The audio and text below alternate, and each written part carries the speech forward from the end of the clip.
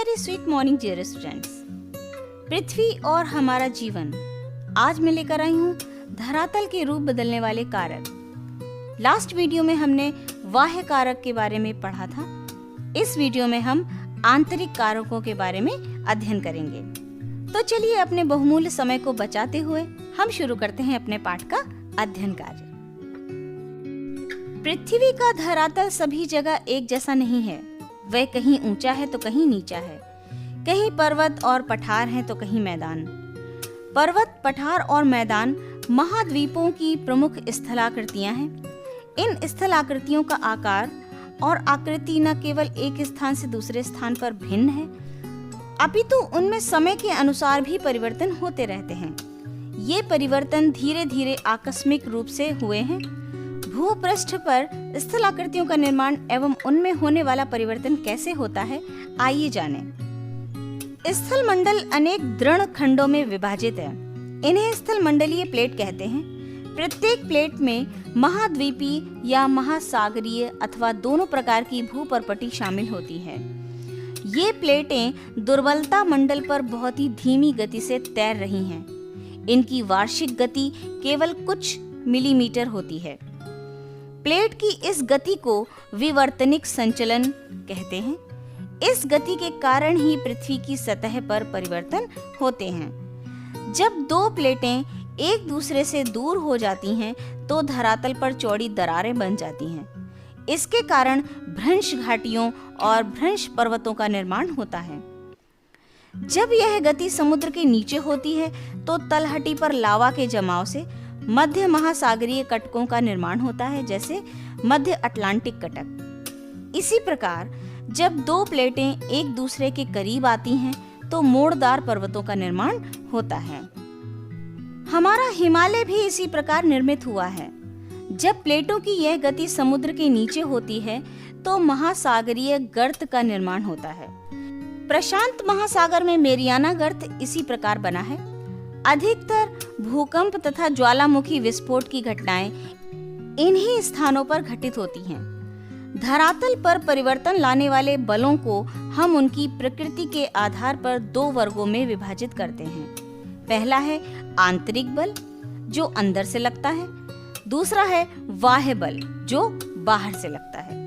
यहाँ हम आंतरिक बल की चर्चा करेंगे। आइए समझते हैं कि आंतरिक बल क्या है।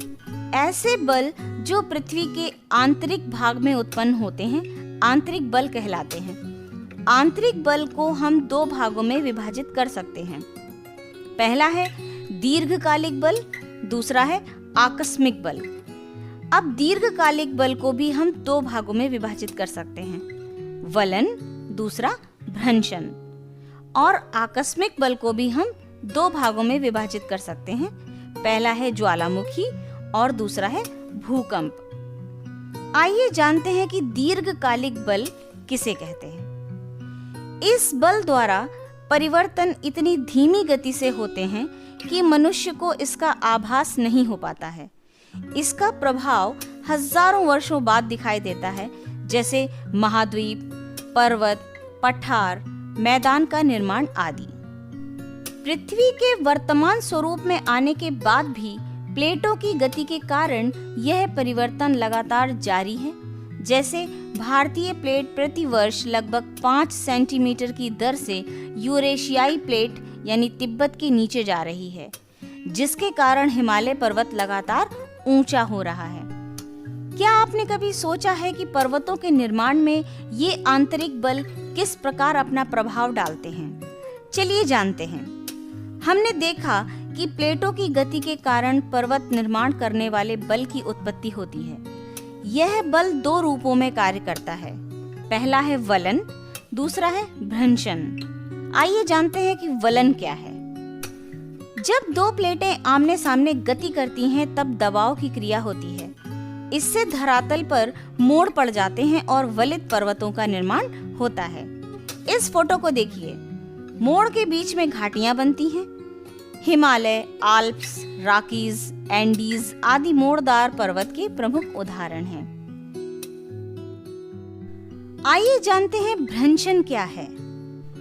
जब दो प्लेटें विपरीत दिशा में गति करती हैं तो तनाव की स्थिति उत्पन्न होती है। इससे लंबी और गहरी दरारें पड़ जाती हैं, जिसे भ्रंश या फॉल्ट कहते हैं। इन्हीं भ्रंश रेखाओं के सहारे भूपर्पटी का कुछ भाग या तो ऊपर उठ जाता है या तो नीचे धंस जाता है। ऊपर उठा हुआ भूभाग होर्स्ट या ब्लॉक पर्वत कहलाता है, जबकि नीचे धंसा हुआ भूभाग भ्रंश घाटी कहलाती है।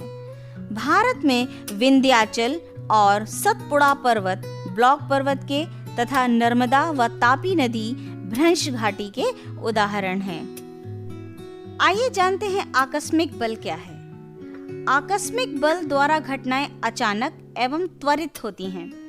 इनका हम पर तत्काल प्रभाव पड़ता है।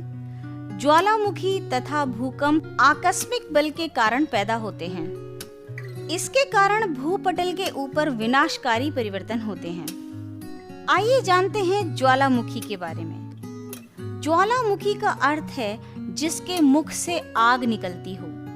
ज्वालामुखी विस्फोट अचानक होता है, जिसके द्वारा मैग्मा, गैस, राख, धुआं, कंकड़, पत्थर आदि तेजी के साथ बाहर निकलते हैं। इन सभी वस्तुओं का निकास एक संकरी नाली द्वारा होता है, जिसको निकास नली कहते हैं। आप इस चित्र में देख सकते हैं, मैग्मा धरती पर आने के लिए एक छिद्र बनाता है।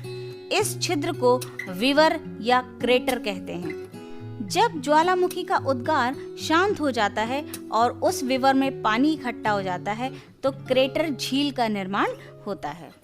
भीतर के पदार्थ निकलकर धरातल पर जमा होते रहते हैं, जिससे शंकु के आकार का ढेर बन जाता है। इसे ही ज्वालामुखी पर्वत कहते हैं। कभी कभी धरती की सतह पर लंबी दरार बन जाती है, जिससे पृथ्वी के अंदर का मैग्मा रुक रुक कर लावे के रूप में बाहर आता रहता है। इससे धरातल का विस्तृत क्षेत्र लावे की कई परतों से ढक जाता है और लावा पठार का निर्माण होता है। भारत में दक्कन के पठार का निर्माण भी इसी प्रकार हुआ है। ज्वालामुखी का उद्गार क्यों होता है, आइए जानें। जहां पर भूतल कमजोर होता है, एस्थेनोस्फीयर का मैग्मा उस भाग को तोड़कर बाहर निकलने का प्रयास करता है, जो हमें ज्वालामुखी के रूप में दिखाई देता है। चूल्हे पर रोटी या कुकर में दाल पकते समय आप देखेंगे तो पाएंगे कि जब रोटी फूलते फूलते अधिक फूल जाती है तो एक छिद्र हो जाता है, जिससे वाष्प बाहर निकलने लगती है। और कभी कभी तो रोटी का छिद्र इतना बड़ा हो जाता है कि दरार बन जाती है और रोटी की वाष्प बाहर निकलने लगती है। आपने दीपावली में, बारात में, अन्य उत्सव पर्व त्योहारों को मनाते समय अनार पटाखा को जलते हुए देखा होगा। अनार के भीतर से जलते हुए तेजी के साथ पदार्थ जैसे गैस, चिंगारी, राख बाहर निकलते हैं और ऊंचाई तक जाकर फिर धरती पर आ गिरते हैं। इसी प्रकार ज्वालामुखी उद्गार के समय धरती के भीतर से मैग्मा, लावा, राख आदि निकलकर बाहर जमा होते हैं। इससे ज्वालामुखी पर्वत और लावा पठार का निर्माण होता है। आइए जानते हैं कि ज्वालामुखी कितने प्रकार का होता है। सक्रियता के आधार पर ज्वालामुखियों को सामान्यतः 3 वर्गों में रखा जाता है। पहला है सक्रिय ज्वालामुखी या एक्टिव वोल्केनो। सक्रिय ज्वालामुखी हमेशा क्रियाशील रहते हैं। इनके मुख से लावा हमेशा निकलता रहता है, जैसा कि आप चित्र में देख रहे हैं। इटली के एटना एवं स्ट्रोम्बोली नामक सक्रिय ज्वालामुखी इसके उदाहरण हैं। स्ट्रोम्बोली ज्वालामुखी भूमध्य सागर में एक द्वीप पर स्थित है, जिससे सदैव उद्गार होने से आसपास का क्षेत्र प्रकाशमान रहता है। इसी कारण से इस ज्वालामुखी को भूमध्य सागर का प्रकाश स्तंभ कहते हैं। संसार का सबसे ऊंचा सक्रिय ज्वालामुखी दक्षिण अमेरिका का कोटोपैक्सी है। आइए समझते हैं सुप्त ज्वालामुखी क्या है।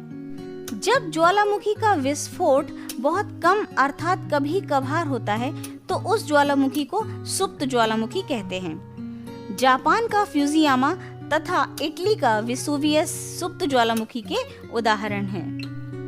तीसरा है शांत ज्वालामुखी। इस प्रकार के ज्वालामुखी से कभी उद्गार हुआ था, किंतु अब ज्वालामुखी विस्फोट की संभावना नहीं रहती है। इसका मुख ज्वालामुखी पदार्थों से भरकर बंद हो जाता है।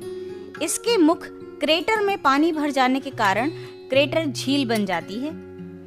म्यांमार का पोपा तथा संयुक्त राज्य अमेरिका के ओरेगन राज्य की क्रेटर झील इसके प्रमुख उदाहरण हैं।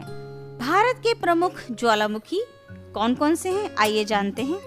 एटना व विसुवियस इटली में है, फ्यूजियामा जापान, पोपा म्यांमार, बैरन भारत, मेयान फिलीपींस, क्राकाटाओ इंडोनेशिया आदि। आप इनको संसार के मानचित्र पर देखिए। आइए जानते हैं ज्वालामुखी के क्षेत्र के बारे में। ज्वालामुखी और भूकंप क्षेत्र की प्रमुख पेटियां हैं। पहली है परिप्रशांत महासागर की पेटी, दूसरी मध्य महाद्वीपीय पेटी और तीसरी है मध्य अटलांटिक पेटी। डियर स्टूडेंट्स, आज के लिए इतना ही। अगले वीडियो में हम जानेंगे कि ज्वालामुखी का मानव जीवन पर लाभकारी प्रभाव और हानिकारक प्रभाव क्या है। भूकंप के बारे में जानेंगे, भूकंप से बचाव के बारे में जानेंगे और हम ये भी जानेंगे कि भूकंप से मानव जीवन को होने वाले लाभ व हानियां क्या क्या हैं। तब तक के लिए अपना ध्यान रखिए, वीडियोस देखते रहिए। अगर अभी तक आपने मेरे चैनल को सब्सक्राइब नहीं किया है तो सब्सक्राइब जरूर करें और हाँ, बेल आइकन को दबाना ना भूलें ताकि मेरे आने वाले हर एक वीडियो की जानकारी आपको सबसे पहले मिले। Thank you.